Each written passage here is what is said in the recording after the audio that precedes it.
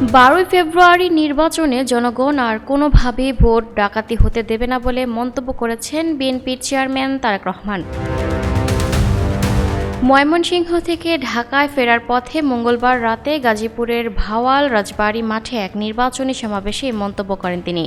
গাজীপুরের রাজবাড়ী মাঠের মঞ্চে ওঠার পর তারেক রহমান বলেন, 12 তারিখ ভোট কেন্দ্রে যেতে হবে। কখন যাবেন? ফজরের নামাজ পড়ে নয়, নিজ নিজ ভোট কেন্দ্রের সামনে গিয়ে জামাতে ফজর আদায় করবেন, যাতে আগে থেকে কেউ সেখানে অবস্থান নিতে না পারে। তিনি আরও বলেন, কেউ যেন ষড়যন্ত্র করে আগে ভাগে ভোট কেন্দ্রের ভেতরে ঢুকে বসে না থাকে। এ বিষয়ে সবাইকে সতর্ক দৃষ্টি রাখতে হবে।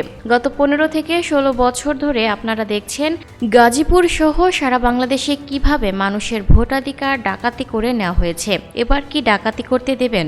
ভোট ডাকাতি হতে দেবেন না। 2024 সালের আন্দোলনে গাজীপুরের অবদান তুলে ধরে তারেক রহমান বলেন, এই গাজীপুরের মানুষ প্রমাণ করে দেখিয়েছে 2024 সালের আন্দোলনের সময় এই গাজীপুর থেকে হাজার হাজার মানুষ ঢাকা শহরে গিয়েছিল। আমাদের গণতন্ত্র পুনরুদ্ধার ও স্বাধীনতা রক্ষায় গাজীপুরবাসীর বিরাট অবদান রয়েছে। তিনি বলেন, এই অবদান কোনোভাবেই বৃথা যেতে দেওয়া হবে না। নিজের শৈশবের স্মৃতি তুলে ধরে বিএনপির চেয়ারম্যান বলেন, গাজীপুরবাসীর কাছে আমার একটা হক আছে। এই সেই গাজীপুর, এই সেই ভাওয়াল মাঠ, যেখানে স্বাধীনতার আগে ছোটবেলায় আমি অনেক দৌড়াদৌড়ি করেছি, খেলাধুলা করেছি। তিনি বলেন, এই মাঠের উল্টো দিকে ছোট ছোট লাল রঙের 2টা বাংলো ছিল। প্রথম যে বাংলোটা ছিল সেখানে আমরা থাকতাম, আমার আব্বা আম্মা, আমি আর আমার ছোট ভাই।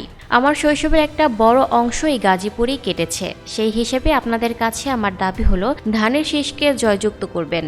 তারেক রহমান বলেন, আন্দোলন হয়েছে, সংগ্রাম হয়েছে, স্বৈরাচার বিদায় হয়েছে। এখন সময় দেশ গড়ার, মানুষের ভাগ্য পরিবর্তনের। তিনি আরো বলেন, আমাদের পরিশ্রম করতে হবে, কাজ করতে হবে এবং ঐক্যবদ্ধ থাকতে হবে। আমরা যদি ঐক্যবদ্ধ থাকি এবং পরিশ্রম করি, ইনশাল্লাহ ধীরে ধীরে আমরা আমাদের প্রত্যাশিত বাংলাদেশ গড়ে তুলতে পারব। Lucky Akter, people voice television, Dhaka.